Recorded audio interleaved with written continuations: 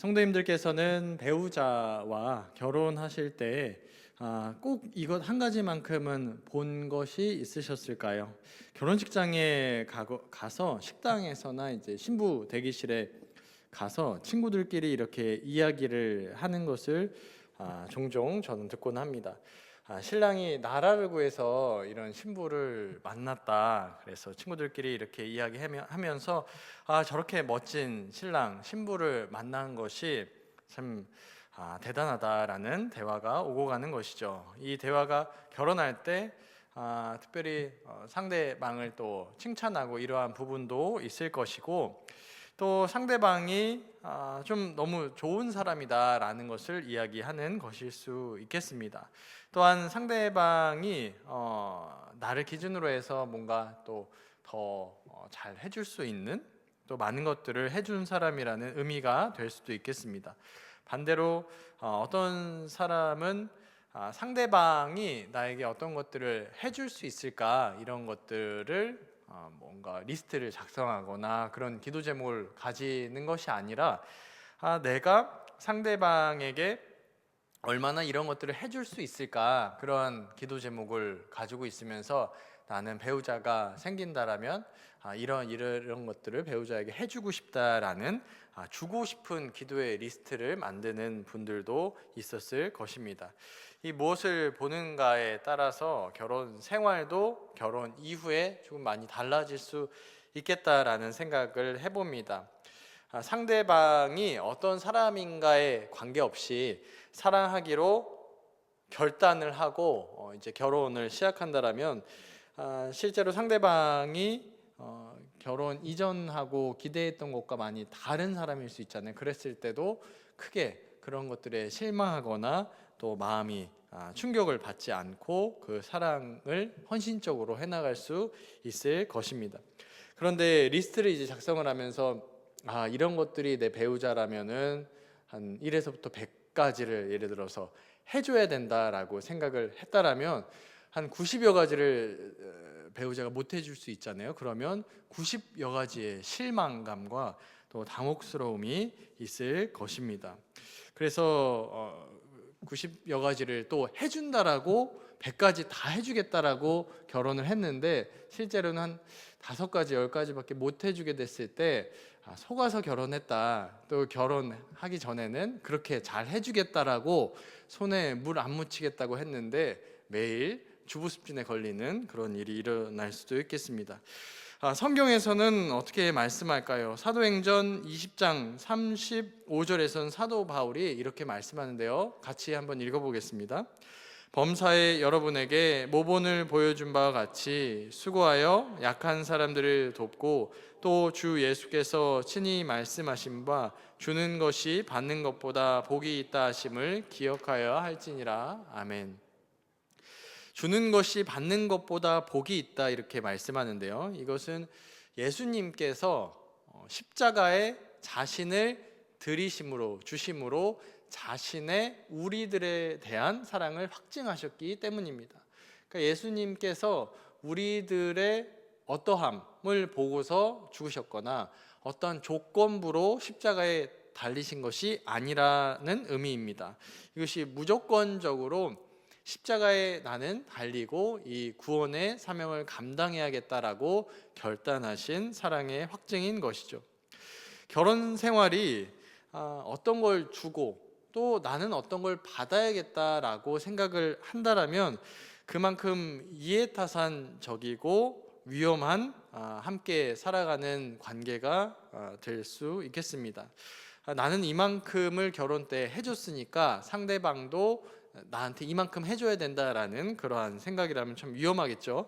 예를 들면 회사에서도 직원은 얼마만큼의 급여를 받고 또 직원은 얼마만큼의 시간을 회사에 충성하는 것처럼 결혼 생활이 이렇게 회사 생활처럼 될 수도 있을 것입니다. 그러므로 결혼할 때 보는 것은 아까 성경 말씀에서 사도행전 20장 35절에서 이 주는 것이 받는 것보다 복되다라는 말씀에 근거한다라면 그리스도께서 우리들에 대한 자기의 사랑을 확증한 것처럼 우리는 결혼 생활을 통해서 어떤 사랑을 하나님 앞에서 확증하고 보여줄 것인가라는 결단, 또 자신을 점검하는 시간으로 삼아야겠습니다. 그래서 오늘 본문은 무엇을 다루는가? 이 마태복음 5장부터 7장 굉장히 유명한 산상수훈의 말씀인데, 그것과 동일한 내용을 다루면서도 약간은 다른 어조로 기록하고 있는 성경이 누가복음 6장의 이 평지에서 기록한 설교입니다. 많은 사람으로 대상으로 산상수훈의 말씀, 무리들을 향해서 기록이 되었다라면, 이제 이 평지에서 한 설교, 이 6장, 누가복음 6장의 말씀은 특별히 제자들을 향하여서 그 제자도를 말씀하는 그 장면 가운데 오늘 본문이 있습니다. 그 중에서도 오늘 부제가 달려 있는데 뭘까요? 원수를 사랑하라라는 내용입니다. 근데 원수를 사랑하라라는 것은 참 생소한 우리의 느낌이 듭니다. 왜냐하면 세상에서는 어떠한 사람도 원수를 사랑하는 법이 없기 때문입니다. 세상의 법칙은 한 만큼 갚아주라, 사랑받은 만큼 사랑하고, 해를 받았다면 해를 그만큼 돌려주라라는 법칙이 있습니다. 이 누가복음 6장 27절에서 31절의 오늘 본문 말씀이 이 같은 해를 당했으면 같이 동일하게 보복해라라는 이 동해보복법에 근거하지 않는다라는 것이죠. 출애굽기 21장 23절에서 25절까지는 이 법을 말씀하고 있는데 같이 한번 읽어보겠습니다. 그러나 다른 해가 있으면 갚되 생명은 생명으로, 눈은 눈으로, 이는 이로, 손은 손으로, 발은 발로, 된 것은 된 것으로, 상하게 한 것은 상함으로, 때린 것은 때림으로 갚을지니라. 아멘. 그래서 이 말씀이 있다라고 해서 참 구약에 나와 있는 이 출애굽기의 법들이 가혹하다라고 생각할 수가 있습니다. 그래서 눈을 누군가가 상하게 하면 상대방의 눈을 상하게 하고, 때리면 똑같이 때리라라는 것이니까 그럼 굉장히 이제 보복하라라는 메시지로 우리가 받아들일 수도 있지만, 이것은 이스라엘 공동체가 사실 한 대를 맞으면은 한 대만 때리고 싶진 않잖아요. 그래서 한 대를 맞으면 10대를 때리고 싶은 게 사람 마음이면 한 대까지만 때려라라고 제안하는 것이 지금의 이 말씀입니다. 그래서 보복의 최대한의 선이 자신의 감정에 따라서, 분노에 따라서 2배, 3배, 7배, 10배까지 그 공동체 안에서 복수하려고 하는 마음들, 보복하려고 하는 마음들이 있을 때, 이 한 개, 눈이 하나가 손해를 입었으면 하나까지 보복할 수 있는 제한선을 두는 그러한 법이라고 할 수 있습니다. 그러니까 구약에서 백성들이 최대치의 이 보복의 법을 정함으로 인해서 계속 피해 보복이 일어나지 않을 수 있도록 하는 법이었다라는 것입니다. 그러나 누가복음에서는 이 출애굽기에 나오는 법 이상의 요청을, 명령을 우리 가운데 하고 있습니다. 예수 그리스도의 말씀은 구약에서 말씀하는 것 이상의 최고의 이 사랑을 제시하고 있습니다. 이것은 오히려 악을 행하는 자에게 선을 행하고 좋게 대하라라는 것이고, 손해와 모욕을 당했을 때 더 잘해줘라라는 메시지입니다. 그래서 이 손해를 당할 때 선으로 대하라라는 말씀이 잘 이해가 되지 않죠. 그도 그럴 것이, 세상에서 우리가 밖에서 회사 생활을 하고 사업체를 운영하면 주는 대로 주고 받는 대로 받는, 그래서 상대방이 나에게 준 만큼 돌려주는 법칙, 그래서 세상에는 공짜가 없다라고 말하죠. 그런데 그리스도인들은 그와는 다르게 받지 않을 것을 기대하고 나눠주며 베풀어라라고 말씀하는 세상의 법과는 다른 것을 제시합니다. 그 이유는 36절의 말씀에 우리가 매여 있기 때문인데요. 36절에 이 말씀을 같이 읽도록 하겠습니다. 읽겠습니다. 너희 아버지께서 자비로우시니 너희도 자비로운 자가 되어라. 아멘. 이 말씀, 이 자비로운 하나님이 드러나는데, 이 자비의 개념을 믿지 않는 사람들은 사실 이해할 수도 없고 경험해 볼 만한 어떤 그런 상황도 없습니다.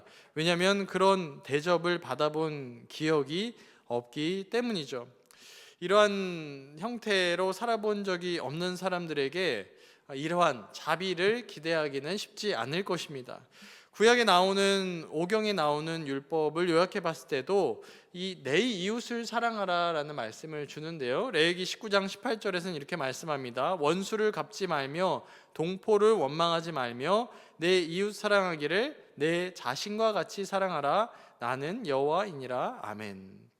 그러나 이 말씀, 내 이웃을 내 몸과 같이 사랑하라는 말씀에서 내가 해를 받으면, 내 몸이 해를 받으면 내 몸과 같이 사랑하는 거니까 내 몸의 해만큼은 돌려줄 수 있는 것을 전제로 하고 있습니다. 그러니까 내가 사랑을 받은 만큼 사랑하고 공격을 받은 만큼 또 복수할 수 있는 그 정도의 수준이라고 할 수 있습니다. 그런데 이 신약에 나오는 내용은 손해와 어려움을 당해도 선대하라라는 말씀이니까 이게 가능할까요?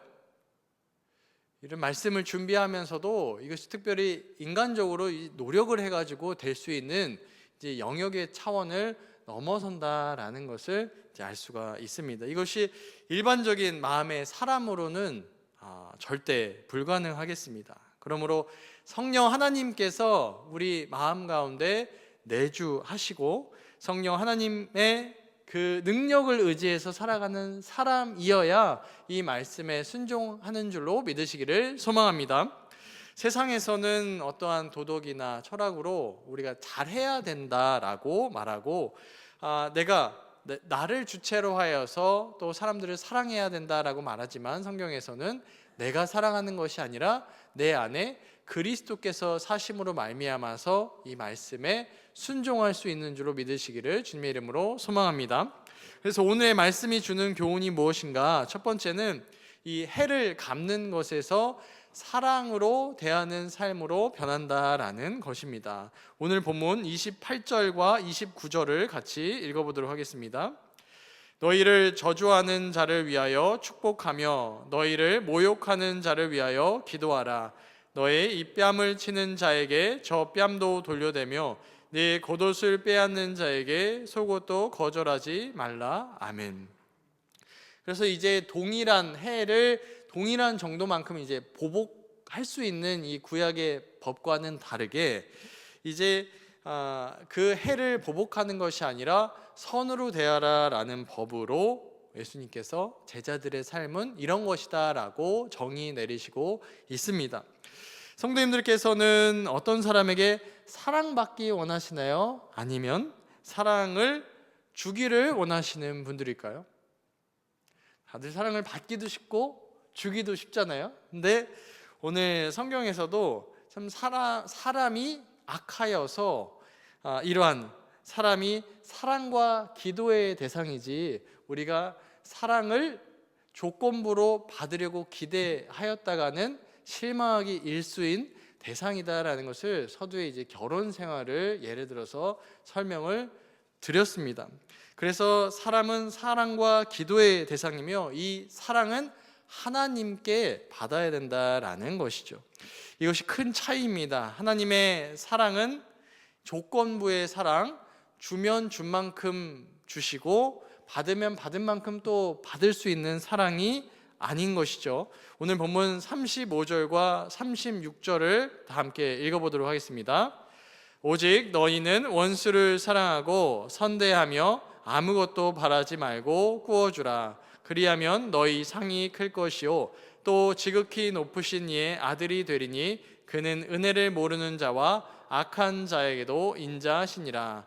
너희 아버지의 자비로우심 같이 너희도 자비로운 자가 되라. 아멘. 하나님의 사랑은 어떤 사랑인가요?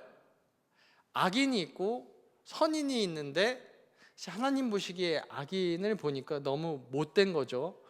그러면 햇빛을 악인이 있는 곳만 비추지 않고 선인이 있는 우리 승동교회 교우분들에게만 햇빛이 비춰질까요? 그렇게 된다라면은 어디는 햇빛이 비치고 어디는 햇빛이 비치지 않는 그러한 일들, 별빛이 우리 성도님들에게만 비치고 믿지 않는 사람들에게는 어둠만 있는 그러한 세상이 될 것입니다. 이 빛같이 은혜를 모르는 자, 악한 자에게도 하나님께서 그 은혜를 베푸시고 그 사랑을 베푸신다라는 것이죠. 하나님의 사랑이 악인에게나 선인에게나 이러한 식으로 동시에 부어지는 사랑이 있다라는 것입니다. 그러므로 36절에서 이것들을 우리가 경험하였다라면 하나님의 자비로우심 같이 너희도 자비로운 자가 되라라고 말씀합니다. 이 은혜를 모르는 자 악인에게도 하나님의 사랑을 전달하라라는 것이죠. 이 하나님의 자비하심을 알려주는 성경의 내용이 이 선한 사마리아인의 비유에서 알 수 있습니다. 어떤 율법 교사가 일어나서 예수님을 시험하려고 질문을 합니다. 선생님, 내가 무엇을 하여야 영생을 얻을 수 있습니까? 이렇게 물어보는 거죠. 그랬을 때 예수님께서는 무엇이라고 성경에 적혀 있느냐라고 했을 때, 네, 목숨을 다하여 힘을 다하여 뜻을 다하여 주 너의 하나님을 사랑하고 내 이웃을 사랑하라라고 말합니다. 그랬을 때 이것을 다 행하고 있다라고 말하죠. 그때 29절에서 율법학자는 내 이웃이 누구냐라고 예수님께 다시 질문합니다. 이것은 아까 레위기 19장 18절에서 이 이웃을 사랑하고 내 몸과 같이 여기라고 했는데, 이 율법학자는 이웃에 대해서 자신이 자신의 이웃만 사랑하는 것이지 모든 사람을 사랑하는 것은 아니다라고 설명하기 위함입니다. 그래서 자신이 이웃이라고 생각하는 사람만 사랑하는 것이지 자신이 이웃의 대상이라고 여기는 사람, 외부에 있는 사람은 사랑할 여지가 없다라는 뜻이기도 합니다. 그래서 예수님께 자신을 이제 뽐내면서 내 이웃은 누구입니까? 라고 물어보는 것이죠. 그랬을 때 예수님께서는 30절 이하에서 어떤 사람이 여리고로 내려가다가 강도 만났다라고 말씀합니다. 그때 3명의 사람이 지나가는데 잘 아시는 것처럼 첫 번째는 누구였죠? 제사장이 이제 지나가다가 지나가 버리고, 두 번째는 누구였죠? 두 번째는 레위인이 지나가고요. 마지막으로 세 번째는 누구였죠? 사마리아인이 이제 지나갑니다. 사마리아인은 여행 중이었다라고 말씀하고 있고요. 여행 중에 그를 이끌고 가서 그 사람이 치료받을 수 있도록 하고 또 이후에도 치료받을 수 있도록 돈을 충분하게 줍니다. 이때 율법학자에게 37절에서 묻는데 누가 강도 만난 자의 이웃입니까? 라고 예수님께서 율법학자에게 물었습니다. 그러자 율법학자는 사마리아인입니다 라고는 하지 않고 강도 만난 자를 치료해 준 사람입니다 라고 말했습니다. 그 자비를 베푼 사람인 것이죠. 자비를 베푼 사람은 제사장도 아니었고 레위인도 아니었고 이 사마리아인이었습니다. 근데 율법학자가 이 강도 만난 사람 옆을 지나갔다라면 도와줬을까요? 안 도와줬겠죠. 왜냐하면 이 사람도 그 강도 만난 자를 자신의 이웃으로 생각하지 않았기 때문입니다. 그래서 율법학자는 인정하기 싫었지만 사마리아인이 자비를 베푼 사람이었고요.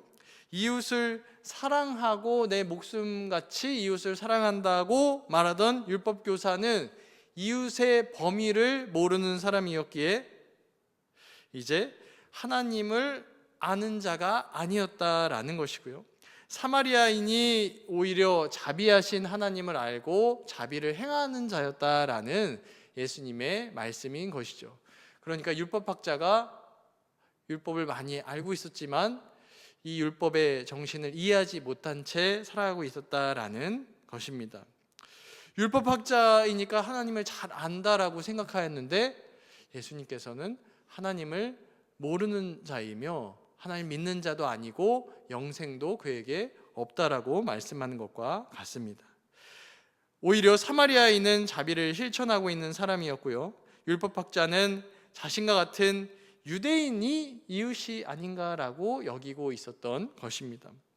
예수님께서는 그러나 인종의 구분 없이 사마리아인도 또 강도 만난 자 모든 사람이 당신의 이웃입니다라고 이웃을 다시금 정의하고 계십니다. 누가복음 이어서 6장 27절부터 29절의 말씀 같이 한번 읽어보겠습니다. 그러나 너희 듣는 자에게 내가 이르노니 너희 원수를 사랑하며 너희 미워하는 자를 선대하며 너희 저주하는 자를 위하여 축복하며 너희 모욕하는 자를 위하여 기도하라. 너희 이 뺨을 치는 자에게 저 뺨도 돌려대며 내 겉옷을 빼앗는 자에게 속옷도 거절하지 말라. 아멘. 이것이 그리스도인의 이제 행동 양식입니다. 원수를 사랑하는 게 참 힘든데 더 힘든 것이 이제 원수를 위해서 어떻게 하래요? 기도하라라고 말씀합니다. 사랑하는 자녀들을 위해서 기도하기도 바쁜데 원수를 향해서도 기도해야 하는 그러한 것이 예수님의 명령인 것이죠. 하나님은 왜냐하면 자비하신 분이기 때문에 그렇습니다. 하나님의 성품을 닮아가는 것, 이 저주하는 자를 같이 똑같이 저주하고 나를 사랑하는 자를 사랑하는 것은 이방인도 그렇게 하고 예수님 모르는 사람도 그렇게 한다라고 말씀하는 것입니다. 그래서 마태복음 5장과 누가복음 6장에서 동일하게 원수를 사랑하라는 말씀과 박해하는 자, 나를 핍박하는 자를 위해서 기도하는 것이 하나님의 뜻인 줄로 믿으시기를 주님의 이름으로 소망합니다. 그 이유는 하나님께서 복수의 하나님이 아니라 이 자비의 하나님이시기에 그렇습니다.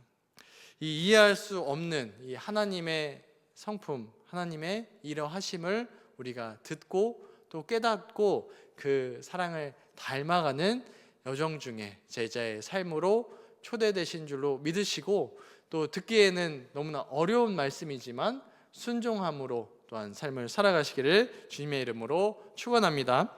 두 번째는 자비의 하나님을 깊이 이해하는 것입니다. 이 자비의 하나님이 세상에서는 잘 들려지지도 않고 그렇게 살아가는 사람들도 없으니까 참 그리스도인들이 아니면 이 자비의 하나님을 경험하기도 어렵고 살아내기도 어려울 것입니다. 성경 곳곳에서 이 자비의 하나님이 나오는데요. 야고보서 5장 11절 같이 한번 읽어보겠습니다. 야고보서 5장 11절의 말씀입니다. 읽겠습니다. 보라, 인내하는 자를 우리가 복되다 하나니 너희가 욥의 인내를 들었고 주께서 주신 결말을 보았거니와 주는 가장 자비하시고 긍휼히 여기시는 이시니라. 아멘. 야고보서에서 욥이 인내하면서 그가 저주받은 자라고 그리고 하나님께서 끊어진 자라고 세 친구가 이야기를 하잖아요. 그런데 끝까지 기다렸을 때 하나님께서 다시 회복하시고 그가 하나님께서 버리시지 않은 사람이라는 것을 자비의 하나님을 경험시켜 주십니다. 그래서 하나님의 이 자비하심은 인내하는 자에게 계속 부어지고 있다라는 것을 말씀합니다. 그래서 인내함으로 끝까지 기다릴 때 결말에 가서는 가장 좋은 것으로 채우시고 매일매일 이 공급해 주시는 하나님이 이 자비의 하나님을 설명하고 있습니다.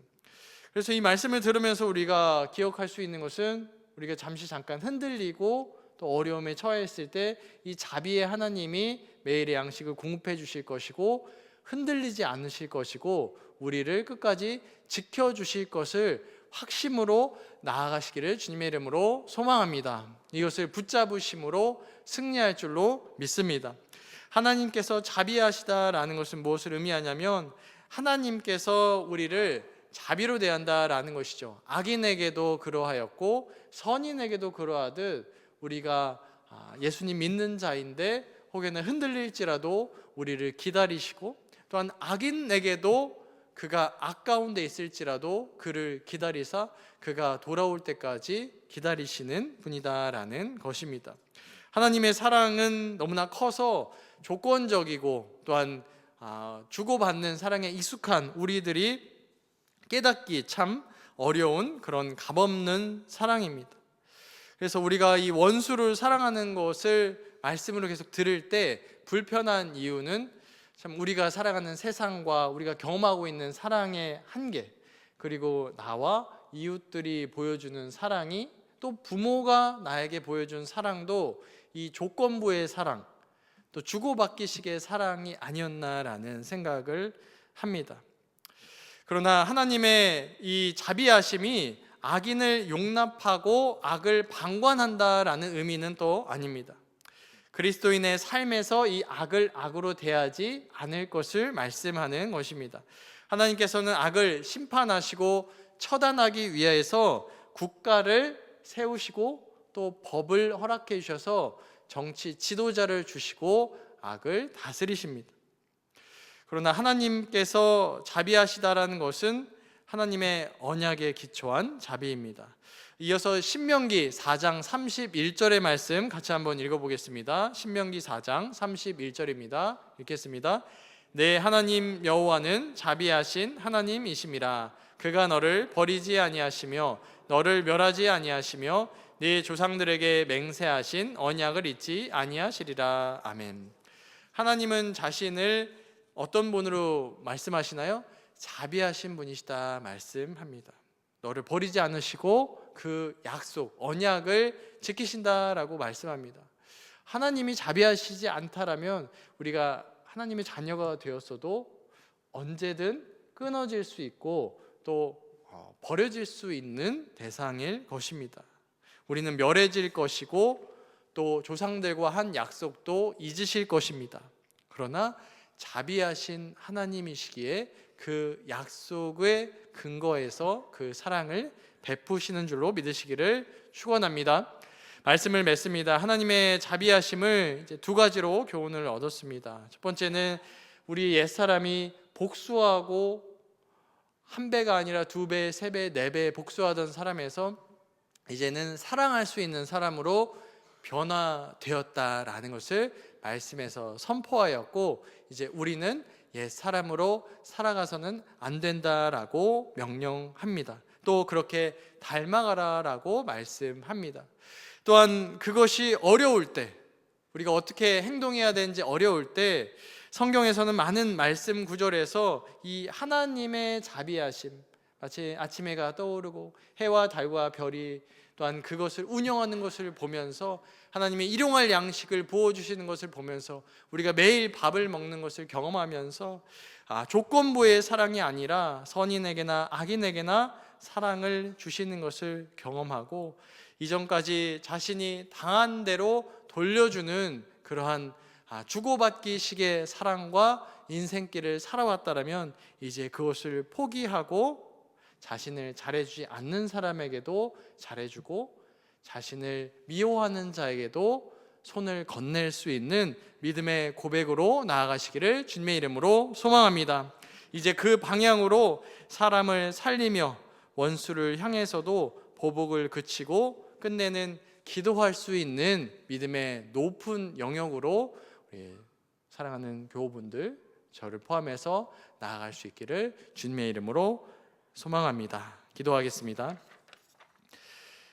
하나님 감사합니다. 세상이 살아갈 수도 없고 알지도 못하는 자비를 알게 하여 주심에 감사합니다.